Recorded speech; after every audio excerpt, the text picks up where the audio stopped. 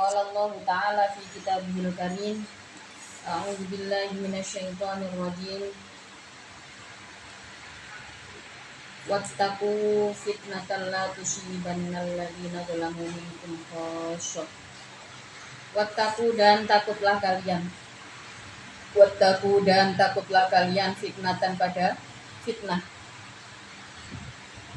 Fitnatan pada fitnah. In asobat apabila menimpa apa fitnah kum pada kalian. In asobat apabila menimpa apa fitnah kum pada kalian. La tusibanna tidak benar-benar menimpa apa fitnah. Alladzina pada orang-orang zalamu yang zalim. Siapa alladzin? Minkum dari kalian khosotan dalam keadaan tertentu. Wattaqu fitnah. Kita perlu waspada. Waspada terhadap fitnah. Fitnah itu tidak hanya datang pada orang-orang yang zalim saja. Di sini dikatakan la tusibannal ladzina zalamu minkum khosoh. Jadi takutlah kalian terhadap fitnah. Karena fitnah itu tidak hanya datang pada orang-orang yang zalim saja. Siapapun bisa terkena fitnah. Fitnah itu ya bentuknya macam-macam. Fitnah itu bentuknya macam-macam. Misalkan ya pelanggaran, kemudian dari omongan, dari sikap, atau kita sendiri yang terjebak dalam situasi fitnah. Naudzubillah kalau sampai kita yang berada di posisi sebagai penyebar fitnah ya. Lalu sebagai yang terkena fitnah saja nih, sebagai korban saja, jangan sampai kita harus selalu waspada dengan situasi itu, karena memang yang memperburuk situasi apapun itu adalah fitnah.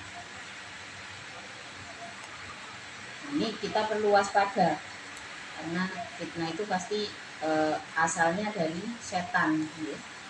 Dari pengkhianatan, dari pelanggaran dalam sebuah hubungan antar manusia.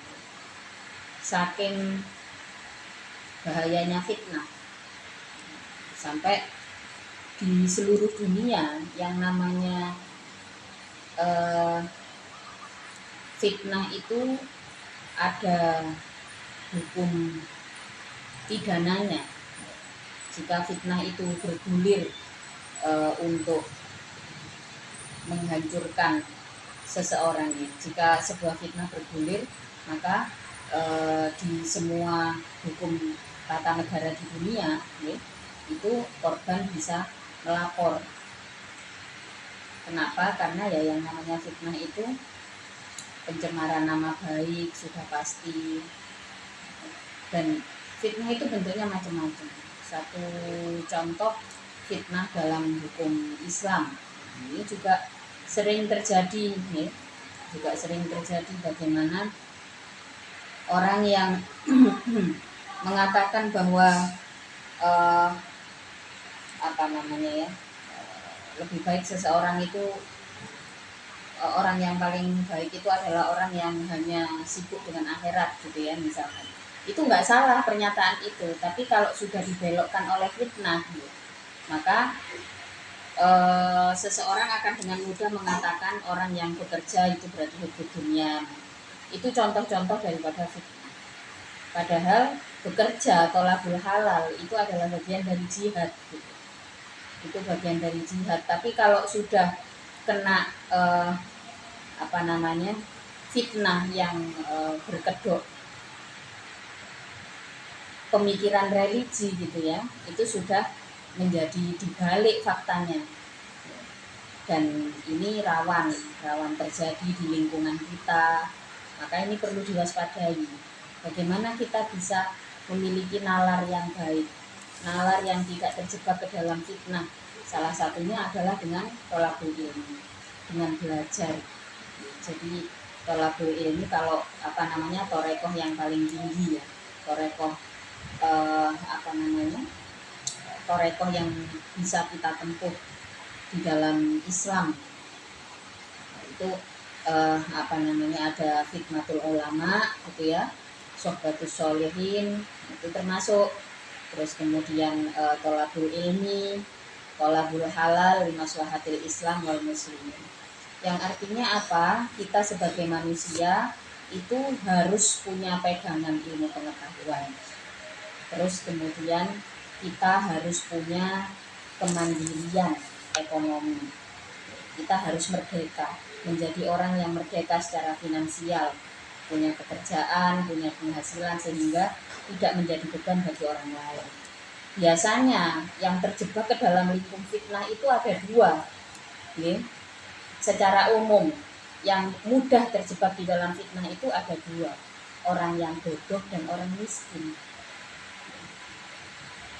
Orang miskin suaranya dalam politik bisa dibeli, dia kan dikasih serangan fajar, wis empuk sama milih iki. Maka ya menyedihkan, fakta itu kalau diomongkan memang nggak enak gitu ya. Maka bagaimana kita bangkit dari kebodohan, bagaimana kita bangkit dari kemiskinan. Bukan berarti miskin itu buruk ya. Miskin itu tidak buruk kalau si miskin itu mau bangkit. Bahkan orang kaya pun bisa menjadi sangat buruk karena seluruh hartanya adalah fitnah gitu ya, nanti di ayat berikutnya dijelaskan. Nah, kalau orang miskin biasanya yang terfitnah adalah batinnya terfitnah, gampang sekali terfitnah karena ya situasinya gampang terpojok, gampang tersudut gitu ya. Kalau si miskin ini pengen bangkit, mulainya dari mana? Mulainya dari thalabul ilmi, mulainya adalah dari belajar. Karena orang yang bodoh akan semakin dekat dengan kemiskinan. Terus wong gak duwe, gak belum belajar pisan gitu ya. Maka itu berarti mendekatkan diri pada fitnah. Padahal di dalam Al-Quran jelas dikatakan wattaqu fitnatal la tusibannal ladzina zalamu minkum khassah. Maksudnya adalah tidak hanya orang-orang dolim saja yang akan kena perilaku fitnah ini ya. Orang yang iman tanpa ilmu juga gampang kena fitnah. Orang yang beriman tanpa ilmu itu juga gampang kena fitnah. Maka mudah-mudahan kita diselamatkan dari perilaku tersebut. Bal ta'ummuhum, bahkan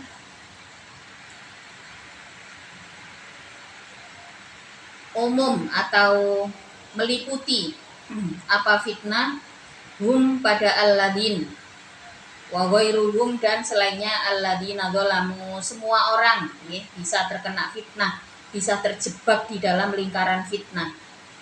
Wattiqauha, adapun takut terhadap fitnah itu biingkari mujibiha, dengan mengingkari perkara yang menarik fitnah, dengan mengingkari perkara yang menarik fitnah, minal mungkari, dari kemungkaran. Jadi kalau ada satu fitnah bergulir, level yang paling rendah adalah kita nggak usah ikut-ikut. Itu sebenarnya itu level yang paling selamat lah, golek selamat. Kita nggak usah ikut-ikut kanan kiri segala macam. Tapi kalau pengen naik level, maka kita bisa melihat siapa ini orang yang kita percayai, memvalidasi situasi dengan yang bersangkutan secara langsung, dibicarakan secara langsung. Jadi kalau sedang ada bergulir fitnah gitu ya, bagaimana kita memposisikan diri kalau di antara dua orang yang saling terfitnah atau dua kelompok yang saling terfitnah ini kita cukup kenal salah satunya gitu ya, maka kita harus yang idealnya kita mendekat kemudian bertanya secara langsung. Ini penting ya. Nah, kalau mau cari jalan tengah, sampean harus benar-benar orang yang bijak gitu ya, menjadi mediator gitu ya antar satu dengan yang lain, dan itu nggak mudah. itu dibutuhkan knowledge, dibutuhkan ilmu pengetahuan yang tinggi, dibutuhkan skill komunikasi yang baik. Jadi salah satu yang bisa kita lakukan untuk menghindari fitnah ketika ada sebuah fitnah yang bergulir, maka gejala-gejalanya, orang-orangnya, perilaku-perilakunya itu harus kita pahami. Oh ya, ini nggak bisa, karena ini berada dalam lingkaran fitnah. Gitu. Jadi satu contoh misalkan dalam hukum Islam, kita menangani hukum Islam yang paling sering dibicarakan itu apa, soal rokok gitu ya. Rokok, ada kelompok orang-orang Islam yang mengatakan rokok itu haram gitu ya. Ada kelompok yang lain mengatakan oh nggak masalah karena rokok, dengan kita membeli rokok itu berarti kita membayar cukai gitu katanya ya. Terus maka ini rokok ini menjadi perdebatan, bergulirlah sebuah fitnah mengenai hukum rokok. Pada situasi ini di mana kita harus menempatkan, kita tidak bisa menggunakan cara lain selain kita gunakan nalar. Kita gunakan nalar. Nalar itu bentuknya adalah dari pemikiran. Kita pahami isinya dengan ilmu pengetahuan. Kita rasakan dampaknya dengan perasaan, dengan hati. Oh ya, bahayanya rokok seperti ini, seperti ini, seperti ini. Bagaimana secara ekonomi? Oh ya, rokok itu karena ngebom rokok itu seandainya ya, digambarkan sekarang kan juga masih ada ya orang yang jualan rokok itu satuan gitu ya. Kalau di warung-warung itu apa harganya masih 5.000 kalau satu batang. Nah kan kalau diibaratkan berarti 5.000 digelontung dibong. Ini rugi secara ekonomi, secara kesehatan. Kalau nalar kita bisa merasakan, oh ya berarti sebisa mungkin kita jauhi. Karena di dalam rokok ini itu ada ada fitnah hukum di situ. Ada fitnah hukum di situ. Jadi kita rasakan, kalau kita bisa merasakan untung ruginya, ya, di situ Allah akan memberikan pertolongan supaya kita terbebas dari fitnah. Wa'lamu, dan mengetahuilah kalian annallaha, sesungguhnya Allah itu syadidul iqabi, yang berat pembalasannya. Itu syadidul iqabi, yang berat pembalasannya, liman bagi orang kholafa yang mengingkari siapa man hu pada Allah. Wadhkuru, dan ingatlah kalian id antum, adapun kalian itu qalilun, sedikit, mustad'afuna pun yang terbilang lemah, fil ardi, di bumi. Ardi Makkah artinya bumi Makkah. Takhafuna, dalam keadaan takut kalian, ayyatakhotofa, pada untuknya menyerang, kum pada kalian, siapa annasu, manusia. Ya'khudhu artinya mengambil, kum pada kalian, siapa al-kufaru, orang-orang kafir, bisuratin dengan cepat-cepat.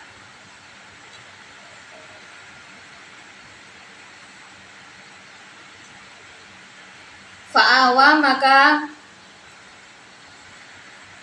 memalingkan atau memindahkan siapa Allah, kum pada kalian, ilal madinati, ke kota Madinah. Ilal madinati, ke kota Madinah. Wa ayyada, dan menguatkan siapa Allah, kum pada kalian. Qawwa artinya menguatkan siapa Allah, kum pada kalian, binasrihi, dengan pertolongan Allah. Yauma Badarin, di dalam perang Badar, bil malaikati, dengan kehadiran para malaikat. Warozako, dan memberi rizki siapa Allah, kum pada kalian, minat thayyibati, dari perkara yang atau dari makanan-makanan yang baik. Al-ghona ini artinya ghanimah. La'allakum, barangkali kalian itu tashkuruna, bersyukur kalian, ni'amahu, pada nikmat Allah. Ini kitabnya adalah pada orang-orang mukmin, nggih, orang-orang yang beriman diingatkan oleh Allah, wadhkuru id antum qalilun. Jadi di situasi perang Badar jumlahnya sedikit dan juga yang lebih besar adalah rasa takutnya karena mereka sedikit dan orang-orang mukmin ini sedikit yang dipindahkan dari kota Mekah ke Madinah ya, karena adanya ancaman-ancaman. Kemudian Allah beri kekuatan, wa ayyadakum binasrih. Allah berikan kekuatan, diberikan rizki dari makanan-makanan yang baik. Tujuannya apa? La'allakum tashkurun. Barangkali kalian itu tashkurun, nah bersyukur kalian ni'amahu terhadap nikmat Allah. Wa nazala, dan turun ayat fi Abi Lubabata, tentang Abi Lubabah, Marwan bin Abdul Mundhiri, yaitu Marwan bin Abdul Mundhir. Wa qad ba'atsa, dan benar-benar mengutus siapa Nabi pada Abi Lubabah sallallahu alaihi wasallam, yaitu Nabi sallallahu alaihi wasallam, ila Bani Quraidzah, terhadap Bani Quraidzah, liang zilu, untuk supaya mengikuti siapa Bani Quraidzah, ala hukmihi, atas hukumnya Nabi. Fastasyaru, maka bermusyawarah siapa Bani Quraidzah pada Abi Lubabah. Fa asyara, maka berisyarah siapa Abi Lubabah ilaihim, terhadap Bani Quraidzah, annahu, pada sesungguhnya hukum itu adzabahu, pemenggalan, li'an na'iyalahu, karena sesungguhnya kerabatnya, karena sungguh kerabatnya Abi Lubabah, wa malahu, dan hartanya Abi Lubabah itu fihim, di dalam Bani Quraidzah. Ini kisah mengenai Abi Lubabah yang mendasari turunnya ayat wa nazala tadi ya, wa nazala, dan turun ayat. Ayatnya apa ya ayyuhalladzina amanu, ayat ya ayyuhalladzina amanu. Jadi ini kisah tentang Abi Lubabah ya, nanti bisa searching sendiri ya, tapi sedikit yang saya ingat ya. Jadi Abi Lubabah itu adalah sahabat Rasulullah yang cukup setia ya, dan ketika mendengarkan Rasulullah, beliau langsung jatuh hati, kemudian berbaiat Islam terhadap Rasulullah. Terus di saat perang Badar, Abi Lubabah ini pengennya langsung ikut perang, tapi kemudian oleh Rasulullah ditahan, kamu nggak usah ikut, tapi di Madinah saja untuk menjaga orang-orang Madinah, untuk menjaga seluruh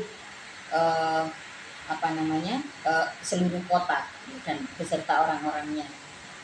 Nah, terus hubungannya dengan Bani Quraidzah itu apa? Bani Quraidzah itu ya satu kelompok yang berada di Madinah, yang mestinya dijaga juga oleh Abi Lubabah begitu ya.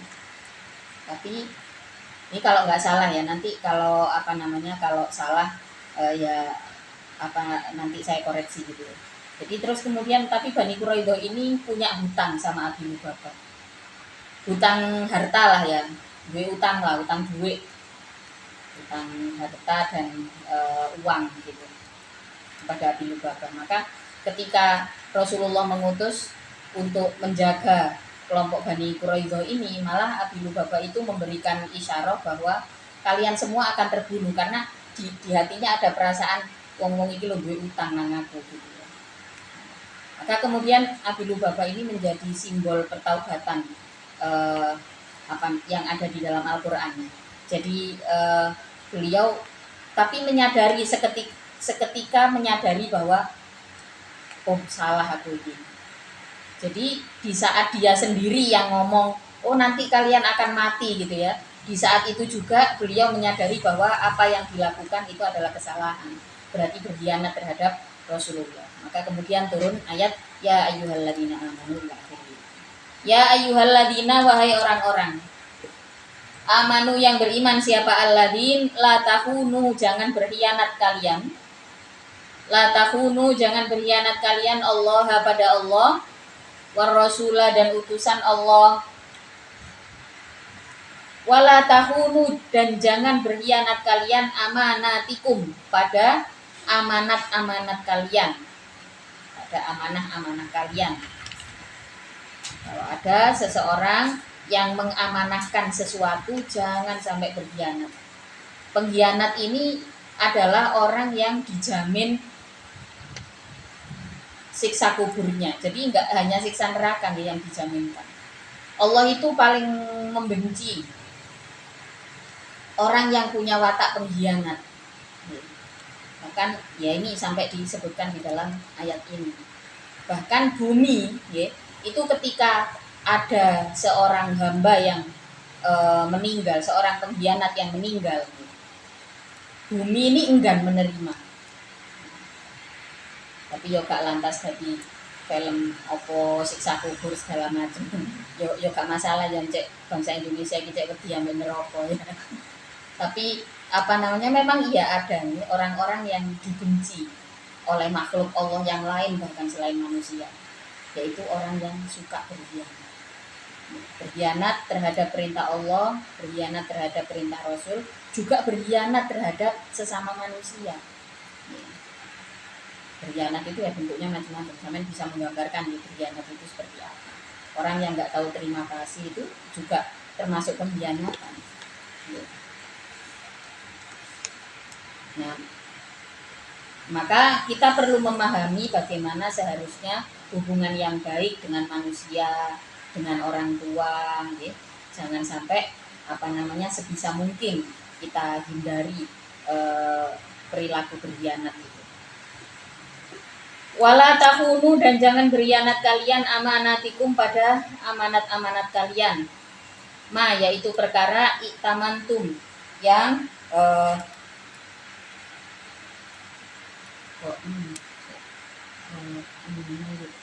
berarti uktamantum ya, yang diamanati kalian alaihi atasma minat dini, nyatanya dari agama, wa wairihi dan selain ad-din.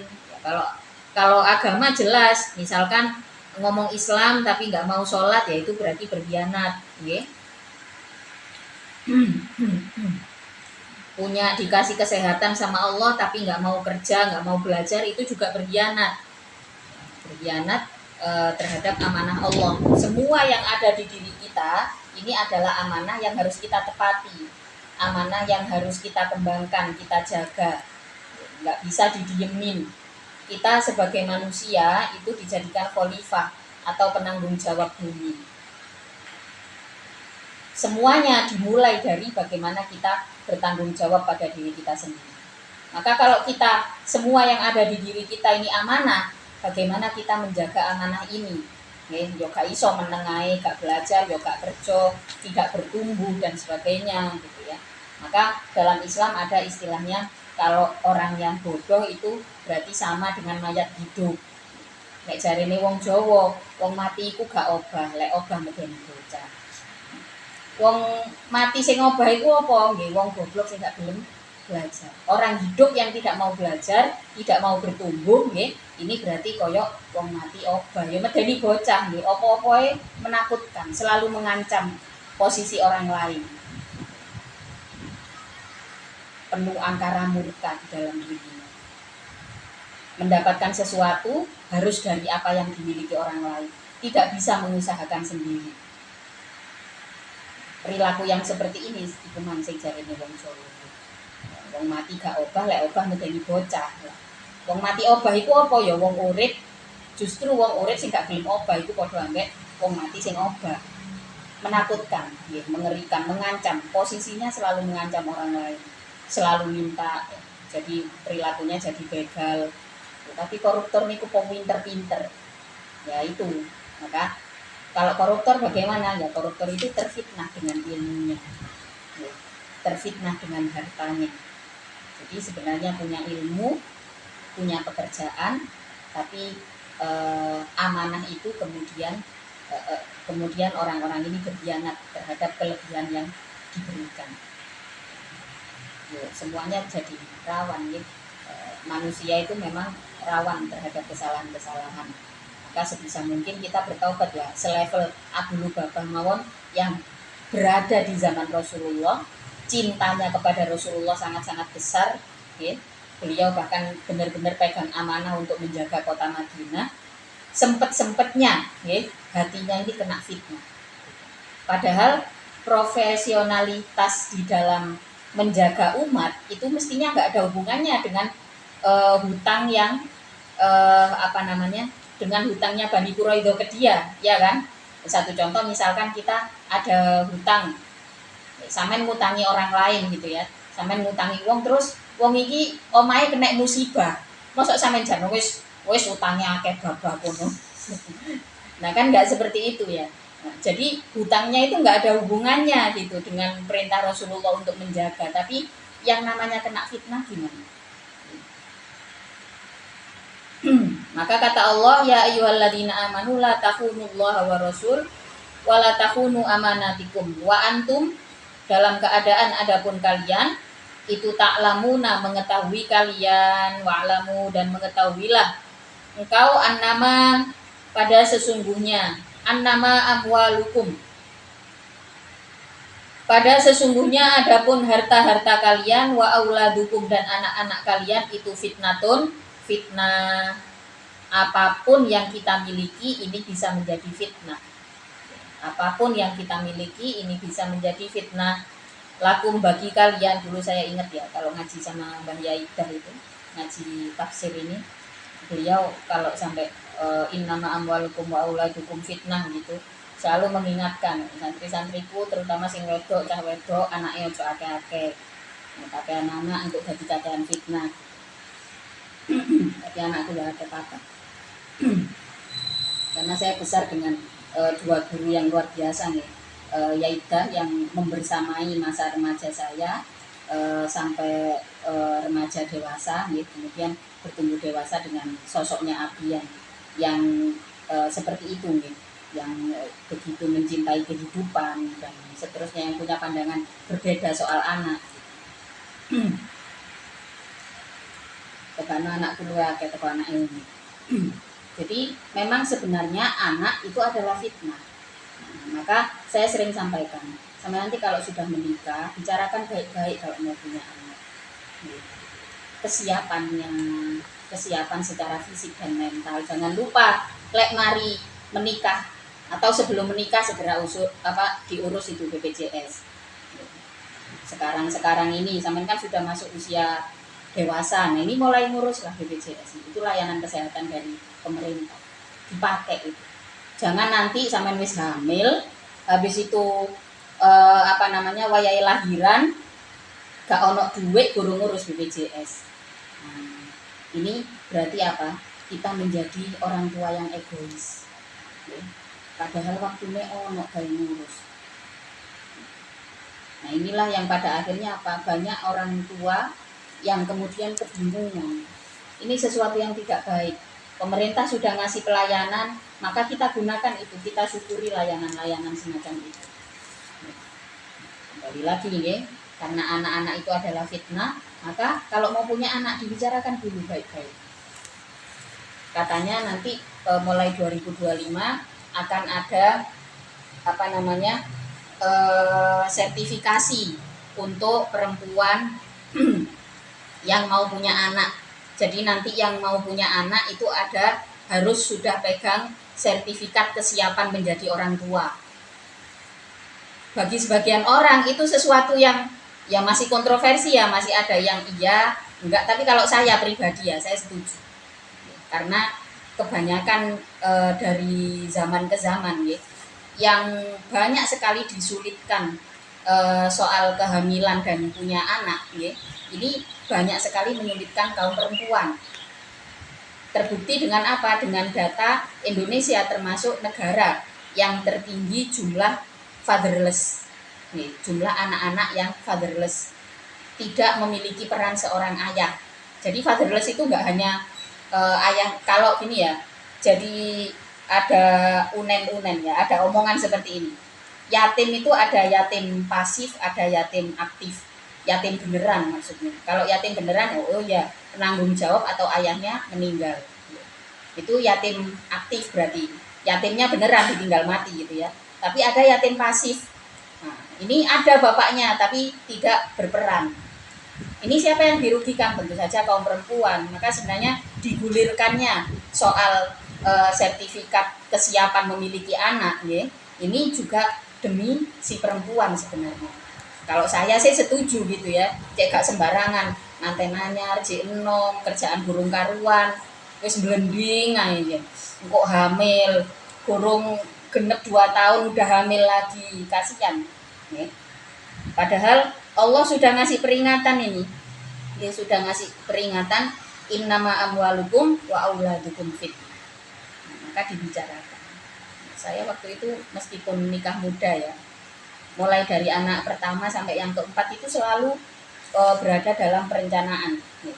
Ada planningnya, kesiapannya, ya, dan semuanya dibicarakan. Maka selalu saya juga ngasih pesan ke orang lain gitu, dibicarakan dulu, ya, kalau mau punya anak, karena yang dilahirkan ini kehidupan, gak kok ngeden ngetekno telek gak, ya. Sing ditokno itu kehidupan. Supaya anak-anak tidak menjadi fitnah, maka perlu adanya komunikasi dengan pasangan. Itu fitnatun fitnah lakum bagi kalian. Sodatun yang mencegah apa fitnah an umuril akhirati dari perkara-perkara akhirat. Ya, mudah-mudahan terselamatkan ya dari anak dan harta yang menjadi fitnah. Wa annallaha dan sesungguhnya Allah itu indahu itu di sisi Allah ajrun adapun pahala adimun yang besar ya. Di sisi lain harta dan anak-anak kalau kita bisa pegang amanahnya pahalanya besar.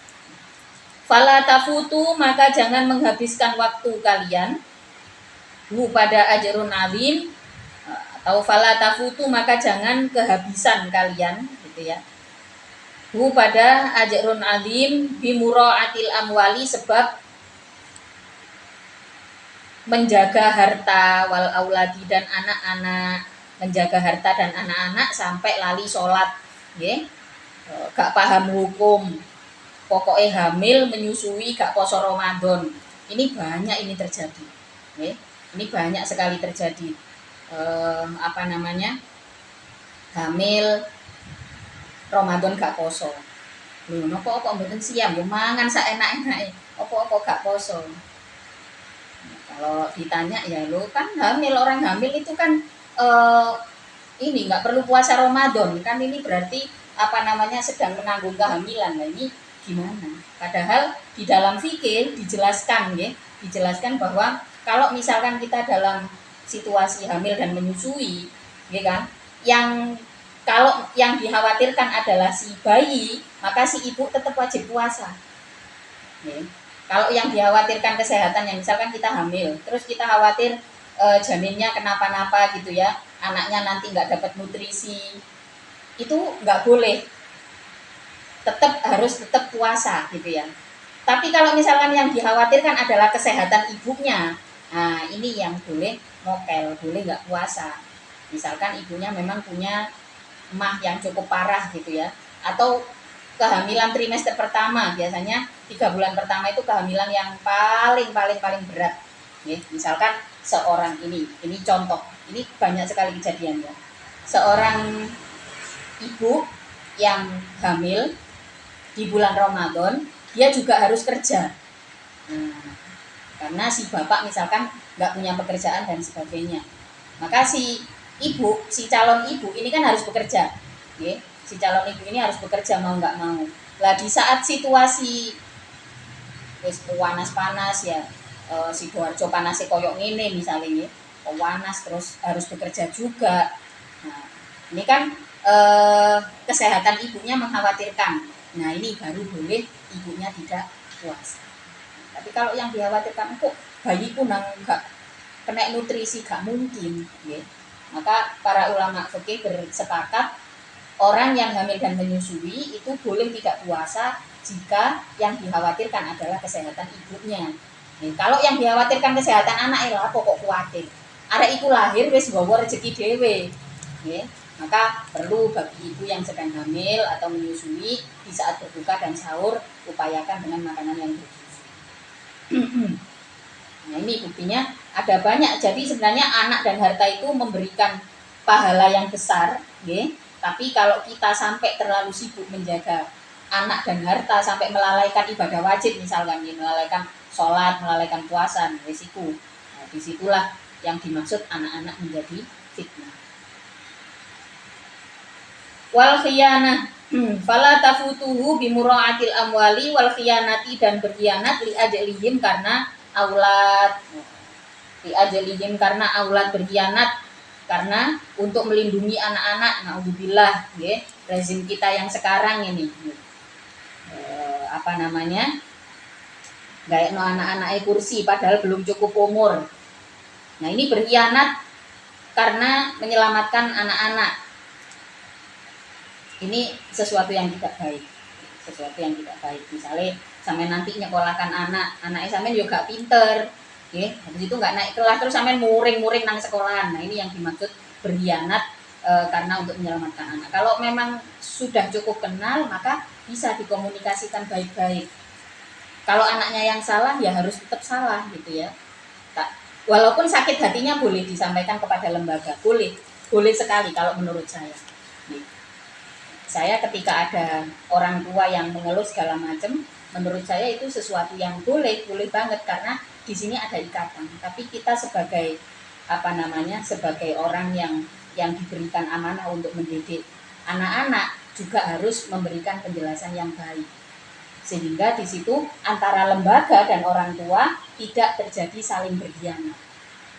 Jadi mendidik satu anak dengan komunikasi yang baik antara pendidik dan orang tua, antara pendidik dengan anak didiknya, ya, ini akan menghasilkan generasi yang baik. Wanazala, dan turun fi taubatin, di dalam taubatnya Abi Lubabah. Turun ayat ya ayyuhalladzina amanu. Ya ayyuhalladzina, wahai orang-orang amanu yang beriman, siapa alladzin intattaku, apabila takut kalian Allah pada Allah, bil inabati, dengan bertaubat, wa ghairiha, dan selainnya inabah, ya ja'al, maka akan menjadikan siapa Allah lakum, bagi kalian, furqanan, pada terpisah dengan apa? Bainakum, atau terlepas gitu ya, bainakum, di antara kalian, wa bainama, dan di antara perkara takhafuna, yang takut kalian, yang khawatir kalian. Fatanjuna, maka akan selamat kalian. Ya ayyuhalladzina amanu intattaqullaha yaj'al lakum furqana. Jadi orang yang bertaubat, ya, dengan taubatnya Abu Lubabah ini, kemudian turun ayat ya ayyuhalladzina amanu intattaqullaha yaj'al lakum furqana. Yang artinya apa? Orang-orang yang bertaubat, ya, kemudian takut terhadap fitnah, maka Allah akan memberikan pelepasan. Ketika kita takut dengan lingkungan yang bahasa saya toksik, ya. Toksik itu orang yang mudah menyebarkan fitnah. Nah, toksik kan istilahnya beracun ya. Racun itu apa bentuknya? Kebohongan, fitnah, khianat, itu semua bentuk daripada racun. Kita takut dengan kelompok atau hubungan yang seperti itu. Caranya kita bertaubat kepada Allah, Allah akan memberikan jalan untuk melepaskan. Terbukti Rasulullah dilepaskanlah dari kedoliman kafir Quraisy. Ya, ada posisi hijrah selama 8 tahun, ya, sampai kemudian akhirnya Fathu Makkah. Nah situasi ini siapa yang membuat? Allah yang membuat. Jadi kalau kita bertaubat kepada Allah, ya Allah ampuni dosa-dosa saya gitu ya. Kemudian kita bertaubat, ada fitnah yang sedang saya takutkan, ya Allah selamatkanlah saya dari fitnah tersebut gitu. Nah nanti Allah akan menjamin pelepasan kita dari fitnah tersebut. Fatanjuna, maka akan selamat kalian, wayukafir, dan menghilangkan atau melebur siapa Allah angkum, dari kalian, sayyiatikum, pada keburukan-keburukan kalian, wa yaghfir, dan mengampuni siapa Allah lakum, bagi kalian, dunubakum, pada dosa-dosa kalian. Wallahu adapun Allah, wallahu adapun Allah itu dzul fadli, pemilik keutamaan, al-azimi yang agung. Itu dzul fadli, pemilik keutamaan, al-azimi yang agung. Wadhkur ya Muhammadu idh yamkuru bikal ladzina kafaru wallahu taala a'lamu bissawab. Al-Fatihah.